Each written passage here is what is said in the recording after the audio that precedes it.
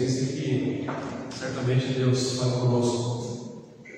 Você já passou por momentos em que você recebe uma notícia ruim, em seguida você recebe outra, de outro meio, e de repente vem chega mais um, parece uma avalanche, né? Muitas vezes as coisas acontecem assim nas nossas vidas, e quando essas coisas acontecem, você fica imaginando como vai ser a semana. E muitas vezes a perspectiva não é de uma semana das mais calmas, né? Quando você lida, né, com esses imprevistos, você está pensando assim: o imprevisto chegou, eu vou ter que tratar dele. Mas o que fazer enquanto a gente está passando por isso? Eu quero compartilhar com vocês o texto da segunda carta de Pedro, capítulo 3. Provavelmente eu já preguei esse texto aqui na igreja, mas vai ser ele hoje de novo, que Deus colocou no coração.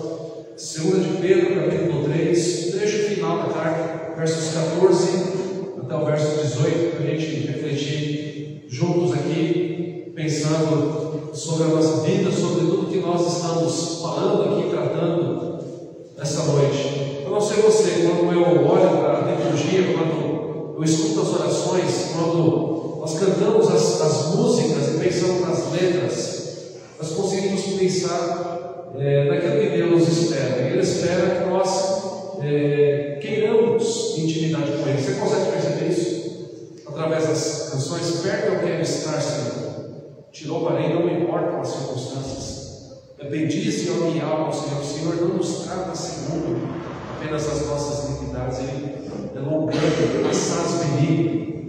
Ele quer falar com a gente, e agora através da carta de Pedro, 2 de Pedro 3, a partir do verso 14, o texto diz assim: por essa razão, pois, amados, esperando essas coisas, empenhai-vos por seres achados por Ele em paz, sem mácula e irrepreensíveis, e tende por salvação a longanimidade de nosso Senhor. Igualmente, o nosso amado irmão Paulo nos escreveu, segundo a sabedoria que lhe foi dada, ao falar acerca desses assuntos, como de fato costuma fazer em todas as suas epístolas, nas quais há certas coisas difíceis de entender, que os ignorantes e instáveis deturpam, como também deturpam as demais escrituras para a própria destruição deles. Vós, pois, amados, prevenidos como estáis de antemão, acautelai-vos, não suceda que, arrastados pelo erro desses insubordinados, descaiais da vossa própria firmeza. Antes, crescei na graça e no conhecimento de nosso Senhor e Salvador Jesus Cristo. A Ele seja a glória, tanto agora como no dia eterno. Digo para você, sem medo de errar, a sua maior necessidade é a graça de Deus. A minha maior necessidade é a graça de Deus. Hoje pela manhã estive com os irmãos lá da igreja presbiteriana, Monte das Oliveiras, convidado o pastor para estar lá, o último domingo de comemoração do 13º aniversário deles, e o tema que o reverendo Wagner me passou foi uma igreja em crise. Como lidar com as crises? E pensando nisso, eu olhei para a Bíblia e quantas vezes nós encontramos igrejas enfrentando dificuldades. E mencionei para eles ali, Paulo, quando escreve aos Coríntios, ele aponta tantas incoerências na vida daqueles irmãos. Os irmãos conhecem, né, o teor da carta, né? Existiam ali casos de imoralidade sexual, existiam ali casos de divisões, de brigas, de tantas coisas acontecendo ali. Quando a gente olha para a carta aos Gálatas, você percebe Paulo, né, escrevendo para as igrejas da região da Galácia, atualmente ali na Turquia, e dizendo: eu estou admirado que vocês já estarem passando do evangelho que eu vos ensinei para um outro evangelho. Quando nós olhamos para as cartas das igrejas da Ásia Menor, percebemos o Senhor exortando o tempo todo: arrependam-se, porque eu venho sem demora. Para uma, a crítica do Senhor era: vocês esfriaram, esqueceram do primeiro amor. O outro é: vocês não são nem quentes nem frios, vocês toleram, né, outras doutrinas. Mas quando eu olhava para tudo aquilo, isso saltava aos olhos no sentido de que a maior necessidade que Paulo certamente percebeu na igreja de Corinto foi a graça de Jesus, a presença de Jesus. Quando ele escreve aos Gálatas também, quando João recebe a visão na ilha de Patmos e escreve ao Apocalipse, ao anjo da igreja escreve: escreveu aquilo que ele mesmo recebeu. E nós percebemos assim a necessidade da graça que nós temos de Deus. Imagine que você está preparando a sua casa porque você vai receber um visitante muito querido e muito importante, está prestes a chegar. Se você soubesse, se você tivesse acesso a uma pessoa muito famosa e ela se tornasse sua amiga e ela dissesse: eu vou pousar na sua casa, você deixaria a sua casa do jeito que está? Dificilmente. Eu acho que em casa eu pintaria nas paredes. A gente arrumaria tudo, não é verdade? Irmãos, a nossa vida, né, essa ansiedade, este cuidado com detalhes para receber esta visita ilustre, é a mesma questão que Pedro está dizendo que nós devemos ter em relação ao nosso Senhor. A nossa vida, a vida do cristão, deve ser essa vida dessa espera, desta presença ilustre. E quem é este ilustre que vai nos visitar? O próprio Jesus. E é isso que ele parece colocar aqui no final da carta, né? É uma carta que é escrita pouco antes ali da sua morte, né? E muitos dizem que essa segunda carta de Pedro ela pode servir também como um testamento espiritual de Pedro para nós. Aqui ele vai demonstrar que estava enfrentando perigos e estava escrevendo para que aqueles irmãos estivessem atentos, né, a perigos de falsos mestres e também a escárnio de muitas pessoas que diziam: esse papo de que Jesus vai voltar, isso é história. Quer ver como é verdade? Se você olhar a segunda carta, capítulo 3, ainda mais os versos 3 e 4, é isso que Pedro vai falar. Ele diz assim, segunda de Pedro 3, versos 3 e 4: tendo em conta, antes de tudo, ele está escrevendo que nos últimos dias virão escarnecedores com seus escárnios, andando segundo as próprias paixões, e dizendo: onde está a promessa da sua vinda? Porque desde que os pais dormiram, todas as coisas permanecem como desde o princípio da criação. Então Pedro está escrevendo, né, este testamento dele, e ele está abrindo os olhos dessa comunidade de fé para que tomassem cuidado com estes que estavam levantando dúvidas sobre aquilo que nós temos a certeza, segundo a vinda do Senhor Jesus. E no finalzinho da carta aqui, então, ele vai dizer: por essa razão, meus amados, né, vocês precisam se empenhar para serem achados por Ele, por Cristo, em paz, sem mácula e irrepreensíveis. Esse segundo capítulo, o terceiro capítulo, melhor, da segunda carta, está dizendo isso para nós, né? Ele está nos exortando para que a gente tenha uma prática de vida, né, que seja uma prática de busca de santidade. Eu anotei para falar mais para frente, mas eu vou fazer a pergunta já para você agora, nesse instante. Santidade é uma palavra que ecoa na sua mente, no sentido de você poder dizer: é uma preocupação que eu tenho.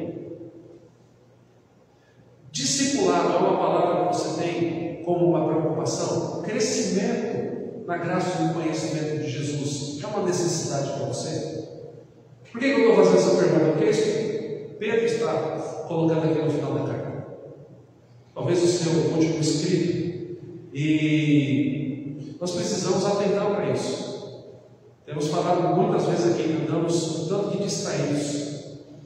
E na sexta-feira, algo me chamou muita atenção lá no nosso encontro dos adolescentes lá em casa. Tivemos a presença do presbítero lá da Ponte das Oliveiras, José Renato.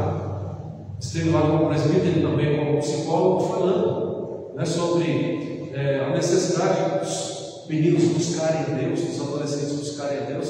E ele falou em determinado momento que hoje existe uma falácia por parte de muita gente, né, e muitos se dizem cristãos, dizendo: peraí, a Bíblia diz assim, mas veja bem, opa, não é tanto assim. O Zé Renato falava assim: isso é uma fala do diabo. É o diabo que quer que a gente entenda: opa, peraí, a Bíblia está falando sobre santidade, sobre ser santo? Opa, peraí, mas não é tão assim. Será que é assim? Quem é que quer lançar dúvidas sobre a palavra? Então nós precisamos olhar para esse texto aqui hoje, pedindo a graça do Senhor, olhando para esse texto, na segunda carta, capítulo 3. Eu entendo que nós temos algumas lições que o texto nos ensina, e a primeira que eu gostaria de compartilhar com vocês é a seguinte: viva de forma santa e irrepreensível diante da volta de Cristo. Talvez você vá concordar comigo no sentido de que, sim, nós estamos habituados, graças a Deus, irmãos, graças a Deus nós estamos aqui no templo, na igreja. Isso é muito importante. Louvado seja Deus pela vida de cada um de nós que aqui estamos. Porque tem gente dizendo: mas será que é assim? Será que eu preciso de igreja? Será que eu não posso louvar Deus do meu jeito? Não, é do jeito dele. Não é do nosso jeito, é do jeito dele. E do jeito dele, ele diz que nós precisamos uns dos outros, né? Habite ricamente em vocês, palavras de Paulo, a palavra de Cristo, instruídos e aconselhados juntos. Se a comunhão não fosse importante, isso não estaria na Bíblia. Aí a gente poderia cada um ficar aprendendo na nossa casa. Mas se ele, o tempo todo, Pedro, Paulo e Jesus, o tempo todo eles vão trazer para nós, o Escritor aos Hebreus, que as coisas devem acontecer diante do Senhor. Agora, pensando, nessa nossa vida, pode ser que você até concorde comigo em que, sim, graças a Ele nós estamos aqui, mas eu não tenho pensado tanto, por exemplo, em vida de santidade. Pode ser que você concorde com isso, porque, afinal de contas, tem tanta coisa para fazer, a gente está tão corrido, a gente não tem tempo para nada. Irmãos, olha, hoje que dia que é? Hoje é dia 29 de... O ano começou agora. E a gente já está indo para o segundo semestre do ano. Daqui a pouco a gente está falando do Natal. Daqui a pouco, no grupo do louvor, a gente está falando quais são as músicas do Natal. Porque parece que está longe, mas passa igual um pulo, a gente não vê. E muitas vezes, se a gente não parar um pouquinho para refletir, a gente vai se esquecer de que viver de forma santa e irrepreensível diante da volta de Cristo é mandamento de Deus para nós. Quer ver uma coisa? O verso 14 fala sobre isso. Por isso, amados, enquanto vocês esperam estas coisas, empenhai-vos por serem achados por Ele em paz, sem mácula e irrepreensíveis. O que Pedro está querendo dizer? Ele está chamando a gente à vigilância. Pedro está dizendo: por isso, amados, para que vocês não caiam no erro desses insubordinados que dizem que ele não vai voltar, porque não voltou ainda, porque lançam dúvidas sobre as suas promessas. Ele está dizendo: por isso, nós precisamos vigiar. O Evangelho não chama a gente a cruzar os braços simplesmente à espera do céu, mas a viver de uma forma santa enquanto nós aguardamos. E é interessante a gente olhar para algumas palavras aqui nesse verso 14. Por isso, amados, esperando essas coisas, o que Pedro diz? Empenhai-vos. O que significa você se empenhar em algo? Você tem uma tarefa para fazer e você se empenha para realizar. Indica o que? Esforço. Indica o que? Diligência. Indica o que? Prioridade. Eu tenho um objetivo tal, eu vou empenhar esforços ali para isso. Você está mostrando que aquilo ali é prioridade para você. Pedro está dizendo que o nosso preparo para aguardar a vinda de Jesus deve ser prioridade. Percebe? Juntando isso aqui com tantos textos que nós trabalhamos aqui nos últimos domingos, nas aulas da escola dominical, na aula dos catecúmenos, nas reuniões de oração, como é que a gente demonstra esse esforço, essa diligência, essa prioridade? Como é que a gente se empenha nisso? Fazendo o que a Bíblia manda da gente fazer. Eu sempre costumo dizer, nós devemos olhar para esse aparelho aqui, para esse tripé, e lembrar que nós precisamos de 3 tarefas, de 3 atividades que são cruciais para a nossa vida: oração, palavra e comunhão. Se você se empenha nisso, você está mostrando que você está entendendo o texto, entendendo o recado de Deus através de Pedro. Mas ele vai também dizer que não é apenas a gente ter esse esforço exterior, é como o texto que nós lemos no início: Deus é aquele que Diferentemente de nós, que só enxergamos o exterior, Ele vê o nosso coração. E se nós estivermos aqui, mas não estivermos empenhados por viver, e sermos achados por Ele em paz, e o texto vai dizer, sem mácula e irrepreensíveis, sem mácula aqui no sentido de buscando pureza moral, confrontando as opiniões daqueles que dizem, mas será que é do jeito que a Bíblia está dizendo mesmo? Olha, mas o fulano pisou no seu pé, pague na mesma moeda, pague o mal com o mal, porque senão você vai parecer isso, você vai parecer aquilo. Mas a gente vai dizer, mas eu não sou guiado por essas opiniões, eu sou guiado pela palavra de Deus. E a palavra do Senhor, ela diz que eu devo perdoar. Não estou dizendo que é fácil, irmãos, porque fácil não é difícil. Mas Jesus sabe muito bem disso. E diz isso para nós. Então, olha só, nós precisamos buscar essa vida, nos empenharmos para sermos achados por Ele em paz. E em paz aqui pode significar tanto a paz com Deus, a justificação, quanto a paz com os irmãos também, a reconciliação. Então olha só o que é que Pedro está trazendo para nós. Viva de forma santa e irrepreensível diante da volta de Cristo. Mostre para as pessoas que você é um discípulo dele.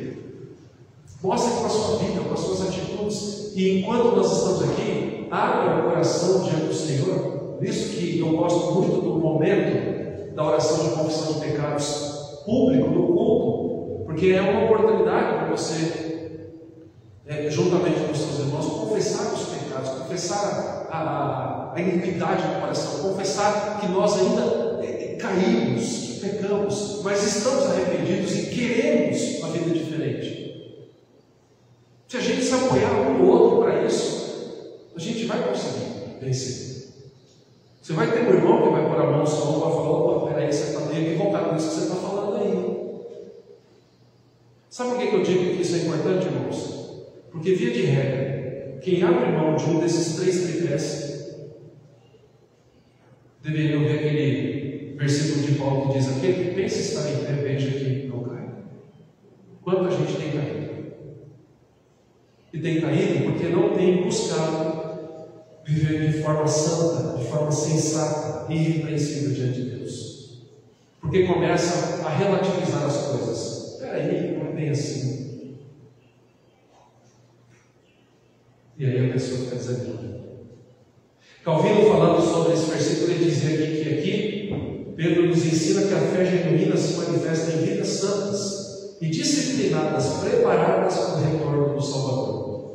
E lendo essas palavras de Calvino, eu fico pensando assim, qual que é a expressão de fé que nós podemos demonstrar? Como é que nós podemos dar o testemunho que de fato nós aguardamos o retorno do Salvador?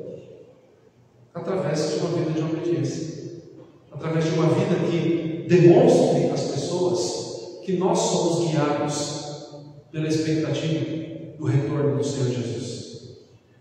Eu li um livro sobre jejum há tempos atrás. Ele falava que nós devemos jejuar porque Jesus não voltou ainda e demonstrar que nós temos fome da presença física dele com a gente.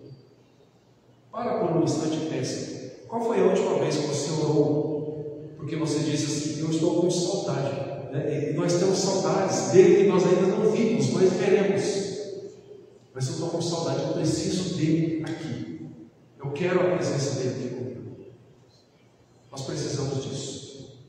A volta de Cristo, meus irmãos, ela não é uma doutrina especulativa, ela é uma motivação, deve ser uma motivação para a gente viver em santidade diariamente, para confessar os pecados dia a dia, para ler a palavra estando com vontade, estando sem vontade, para orar estando me achando espiritual ou não me achando espiritual, para estar na igreja estando com vontade de estar ou estando sem vontade de estar.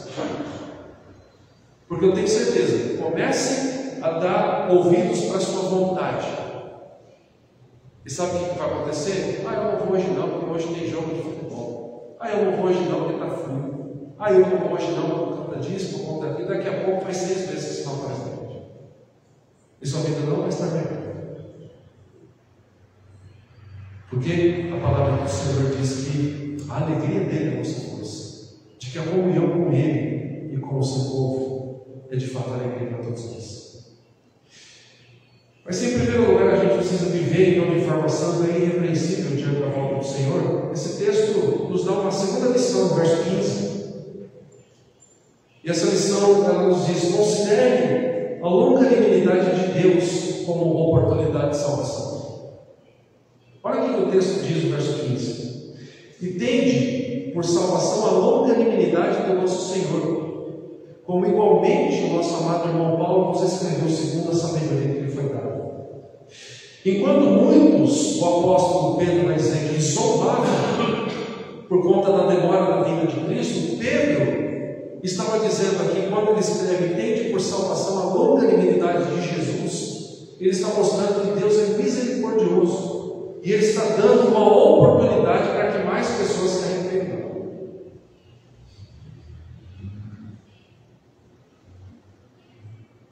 Pensar hipoteticamente aqui, se já pensou se Jesus entrasse nessa porta aqui agora e ele dissesse assim: olha que legal, vocês colocaram uma tela nova, deixa eu passar um vídeo da vida de cada um de vocês aí, com todas as atitudes, vamos ver quem vai ser aprovado. Irmãos, sabe o que ia acontecer? Ia sair correndo por essa porta aí. Acho que ia ter gente que ia passar pelo meio da grade, né? Outros pulando. Ia acontecer igual aconteceu na minha rua quando a gente era criança, que tinha uma família que tinha um dog alemão desse tamanho, e um dia ele escapou. E teve gente que subiu em cima do teto do carro. O cachorro só queria brincar. Mas quem é que iria correr o risco ali, né? Eu acho que a gente ia sair correndo. Mas Pedro também está mostrando aqui a graça de Deus. Deus tem dado uma oportunidade para a gente se arrepender, meus irmãos. Quando eu faço o exercício de imaginar como nós estamos, quando nós fazemos algumas colocações no sentido de que talvez você entrou aqui angustiado, isso são possibilidades, mas eu não posso dizer com certeza. Mas quando eu olho para nós enquanto igreja, percebemos que muitas vezes nós ficamos tão desanimados por conta do pecado. O Espírito Santo me lembra mais, né? E algumas vezes eu tenho orado no seguinte sentido: obrigado, Senhor, porque eu ainda estou vivo, ainda é tempo de encontrar arrependimento, ainda é tempo de correr atrás do teu perdão, ainda é tempo de mudar. E eu quero dizer algo para você: considere essa longanimidade de Deus. É o verso 15 que está dizendo: tenha por salvação a longanimidade de nosso Senhor. Tem algo que você ainda não venceu? Tem alguma área na sua vida em que você ainda não conseguiu mudar? Graças a Deus você está aqui, está vivo, está hoje ouvindo a palavra de Deus. Ainda é tempo. Enquanto nós estamos vivos, Jesus não voltou ainda temos a oportunidade de buscar essa mudança. Agora, para que a gente aproveite essa oportunidade, mais uma vez eu pergunto: santidade é uma palavra que tem sido uma palavra importante para você? Ela faz parte do seu tempo, do seu dia, da sua semana? Porque senão a gente vai deixar o tempo escapar, as oportunidades escapar. Aqui no verso 15 também Pedro menciona Paulo como alguém que falou disso, mas reconhecendo que ele tinha alguns escritos difíceis, né? E ele ainda vai dizer, falando sobre isso também, ele vai dizer aqui no verso 16 que as palavras de Paulo, algumas delas eram difíceis, olha lá, nas quais há certas coisas difíceis de entender. E mais uma vez aqui no verso 16 nós temos uma oportunidade que Pedro está nos dando para a gente fazer bom uso da nossa sabedoria, das capacidades mentais que Deus tem nos dado, porque ele diz assim: coisas que são difíceis de entender, que ignorantes e instáveis deturpam, como também deturpam as demais escrituras para a própria destruição deles. O que é que Pedro está mostrando aqui? Ele está mostrando que se a gente não se empenhar, se a gente não voltar para o verso anterior e nos empenharmos por sermos achados por Ele em paz, ou seja, se eu não tiver disposição em aprender, mas eu posso cair num desses erros aqui. E quanta gente faz isso, né? Tem um presbítero da Igreja Presbiteriana de Brasília, nunca lembro o nome dele, Rubem Amorese. Rubem Amorese escreveu um livro, Icabode. Alguém lembra de Icabode? No Antigo Testamento? Mas eu conto a história de Icabode para vocês em outra oportunidade. Mas é um nome que foi dado para um menino que nasceu numa circunstância diferente, e Icabode significa agora foi-se a glória do Senhor. E a glória do Senhor se foi, né? E aí, o que acontece? O texto do Rubem Amorese, ele vai dizer que hoje nós vivemos aquilo que os grandes reformadores lá no século XVI sonhavam. Nós temos versões e mais versões da Bíblia, mas ele escreve com tristeza dizendo: mas faz tempo que não vivemos uma geração tão rasa no conhecimento da palavra. Então, o que Pedro está dizendo aqui? Prepare-se para a volta, para o retorno do Senhor. Entenda a longanimidade como oportunidade que Deus dá, para que, se você ainda não conhece profundamente a palavra, comece hoje. A gente está vivo ainda, né? Nós aprendemos aqui nesses versículos que Deus é paciente e a graça dele está sobre nós, e Ele está nos dando tempo, oportunidade para conhecermos mais sobre a palavra, para termos mais vida com Ele. Será que a gente está fazendo bom uso disso? E em terceiro lugar, meus irmãos, baseado nos versos 17 e 18, cresça espiritualmente para não ser desviado pelo erro. Eu fico preocupado, às vezes, com algumas pessoas que parecem que, assim, quanto mais mensagens ouvirem, melhor. Mas dependendo de quem é, eu tenho tranquilidade. Dependendo de quem é, eu fico com medo. Porque se é uma pessoa experiente na fé, você sabe que a pessoa vai saber fazer um filme. Mas imagine que eu não conheço nada da Bíblia e eu estudo tudo que eu vejo no YouTube sobre isso. Eu vou ouvir tanta heresia. Se eu não tiver conhecimento prévio daquilo que eu estou ouvindo, eu vou ouvir dizer que Deus está dizendo tanta coisa que Ele não falou. Eu vou ouvir e mencionar tanto versículo que não faz parte da Bíblia. E por que isso acontece? Porque muitas pessoas não estão se atentando para o fato de que Jesus vai voltar, e Pedro aqui está dizendo que nós devemos crescer espiritualmente para não sermos levados por erros. Como é que eu cresço espiritualmente? Olha lá o verso 17, ele vai dizer: vós, pois, amados, prevenidos como estáis de antemão. Olha só que interessante, em primeiro lugar ele diz: existem pessoas que estão caindo no erro, ignorantes e instáveis, que deturpam as demais escrituras para a própria destruição deles. E parece que Pedro escreve isso, e depois ele ia dizer: vocês estão prevenidos. Eu estou escrevendo para que vocês tenham uma atitude diferente, uma atitude de se empenharem por serem achados por Ele em paz. Eu estou abrindo os olhos de vocês para isso. E aí ele vai dizer: vocês estão então prevenidos, acautelai-vos, não suceda que, arrastados pelo erro desses insubordinados, descaiais da vossa própria firmeza. Ele está dizendo assim: a vontade de Deus para vocês não é que vocês sejam, assim como em outras passagens, levados por todo vento de doutrina. Tem tanta coisa acontecendo, tem tanta igreja falando tanta coisa. Eu não sei se você percebeu, tem uma volta na cidade. Se tem coisas que surgem cada vez mais, a gente pode dizer que cada vez mais você tem pizzaria, cada vez mais você tem pet shop, e cada vez mais você tem igreja, farmácia. Farmácia tem uma esquina ali que tem uma do lado, outra do outro e outra do outro. Mas, às vezes eu fico preocupado. Se fosse um tempo atrás, se todas as igrejas tivessem a preocupação que nós temos de estudar a palavra, seria uma bênção. Mas será que essa é a preocupação de todas? Não põe a mão no fogo por aquelas que não conheço. Não estou dizendo que nós somos melhores, irmãos, mas será que todas essas igrejas estão preocupadas em ensinar aquilo que Jesus disse que ele esperava? Ou as pessoas, né, da liderança estão dizendo como a gente pode se tornar aqui essa vida abundante financeiramente, sermos vencedores? Como muitos têm falado. Percebe? Aqui, olhando para a palavra, aqui com esse desejo de crescermos na graça e no conhecimento, né, de vivermos, né, esperando o retorno do Senhor, ele está dizendo: olhe para a Bíblia que você tem na mão e faça bom uso dela e estude. É isso que ele está dizendo no verso 18. Antes, né, cresçam na graça e no conhecimento do nosso Senhor e Salvador Jesus Cristo. Cresçam na graça e no conhecimento.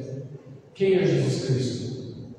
Ah, pastor, eu não sei dizer ainda. Tem que ser uma preocupação que a gente tem. O que é santidade? Ah, não sei definir. Eu preciso ir atrás. O porquê que eu vou à igreja? Ah, pastor, não sei dizer. Eu preciso ir atrás, eu preciso saber. Por que Jesus morreu no meu lugar? Você já imaginou se um amigo seu faz uma pergunta dessa para você, você fala: não sei. Como é que a gente vai descobrir? Entendendo o que é que nós estamos fazendo aqui. Hoje eu disse lá na Mão das Oliveiras, pedi para a gente ler Isaías 43, 6 e 7. Nós somos criados por Deus para a glória do Senhor. E nós glorificamos a Deus quando nós o conhecemos mais e mais. Digo para você, sem medo de errar, e digo que é Deus falando para você, me usando apenas como instrumento. Sabe qual é o desejo dele para você nessa noite? Que você deseje conhecê-lo mais. Que você saia daqui dizendo: Senhor, eu preciso de Ti. Jesus, o Senhor é a minha maior necessidade. Jesus, se eu perder tudo, mas eu estiver com o Senhor, eu tenho tudo que eu preciso. Jesus, eu te amo acima de todas as coisas. Será que a gente consegue dizer isso? Se você tem dúvidas em relação a essas afirmativas, essa dúvida pode ser uma grande evidência de que este verso 18 é uma necessidade para você. Você precisa crescer na graça e no conhecimento. E olha que interessante, Pedro não está dizendo apenas que você precisa crescer no conhecimento. Que se fosse apenas isso, meus irmãos, a gente poderia ir numa livraria cristã evangélica, pegar umas referências e ler bons livros sobre a história de Jesus. Não é verdade? Eu lembro que há tempos atrás a gente usou um livro que a vida de Jesus na escola dominical, baseado no livro do reverendo Nicodemos. Lembra? Um livrinho meio vermelhinho, bonito, né? Muito legal. A gente poderia comprar 10 livros sobre a vida de Jesus e saber tudo o que é de informação publicada até hoje sobre isso. Mas Pedro está dizendo também: cresça no conhecimento e na graça. Deus quer que você seja uma pessoa cheia de graça, a ponto da gente olhar para o Brasil e perceber o seguinte: a maior necessidade do Brasil não é apenas mudar todos os cargos públicos e o STF, que agora também está regulando as redes sociais. A maior necessidade do Brasil é Jesus. E se sairmos daqui com esse desejo de sermos, termos uma vida mais profunda com Ele, a gente vai poder ser bênção onde nós estivermos. E Deus vai poder usar a sua vida na vida de um amigo que está sofrendo, porque Ele vai olhar para você e você é uma pessoa que está crescendo no conhecimento e na graça de Jesus. E você vai ter essa graça para compartilhar. Pergunta para a gente refletir sobre isso. Você quer isso? Você consegue enxergar a necessidade que você tem de Jesus? Você sente Ele te chamando para um relacionamento mais profundo com Ele? Você quer esse relacionamento? Você deseja isso? A ponto de dizer como Davi: Tu és meu tesouro, outro bem eu não possuo senão a Ti somente. Você quer cantar esta canção e fazer dela, essa canção que nós cantamos, perto eu quero estar, e dizer: Senhor, é a expressão de louvor do meu coração, da minha mente, porque eu preciso, eu quero estar mais perto do Senhor. Você quer isso para a sua vida? Enquanto você responde aí no seu íntimo para Deus, eu quero dizer para você que tudo isso está disponível para mim e para você. Você quer sair daqui dizendo: a alegria do Senhor é a minha força? Você quer sair daqui dizendo: o Senhor é o meu bom pastor, o Senhor é o meu bom pastor e nada me faltará? Você quer sair daqui lembrando do versículo que diz que se alguém está em Cristo é nova criatura? Você quer sair daqui cheio de mágoa, ressentimento, coração pesado? Eu acho que a gente não quer. A gente quer sair daqui leve. Você quer sair daqui sabendo que este Jesus que deseja que você cresça na graça e no conhecimento dele, por isso que Pedro está escrevendo, em um momento onde as pessoas lançavam dúvidas sobre o retorno dele, Pedro está escrevendo: olhem para a palavra, busquem com afinco, busquem com dedicação a esse conhecimento que vocês vão ter, cresçam na graça e no conhecimento. Você quer que este Jesus, que deseja essa vida de intimidade maior com você, este que a palavra diz que pelo mérito dele você foi feito uma pessoa santa e justa, você quer sair daqui com a convicção de que tudo isso é possível? Empenhe-se, como ele está dizendo aqui. Por essa razão, irmãos, esperando essas coisas, empenhai-vos por seres achados por ele em paz, sem mágoa e irrepreensíveis. Cresçam na graça e no conhecimento dele. Uma última pergunta para você pensar: quem é que pode nos impedir disso? Ninguém. Que a porta que Deus abre, ninguém pode fechar. Porque a palavra que ele diz, ninguém pode contradizer. E ele quem diz para mim e para você: eu estou com você dentro. Vamos cantar aquela canção mais uma vez, pode ser? Coitado, eu falo assim, o Neto já fica até coçando ali a cabeça. Vamos ter que tocar de novo. Mas eu queria que, depois da mensagem, a gente cantasse como uma expressão de louvor mesmo. E que você, ao cantar e ao afirmar perto que quer estar, você sinta o Senhor dizendo: essa é a minha vontade para você. Porque o texto está aqui, irmãos, para a gente entender isso, vontade dele. Nós saímos daqui nesta noite, hoje ainda, 29 de junho de 2025, né? Com essa experiência de termos esse relacionamento, né, aprofundado com ele, de sairmos daqui com a convicção: ele de fato é o meu melhor amigo, ele me conhece, ele é a minha maior necessidade. Se você puder, pode ficar em pé, vamos cantar mais uma vez.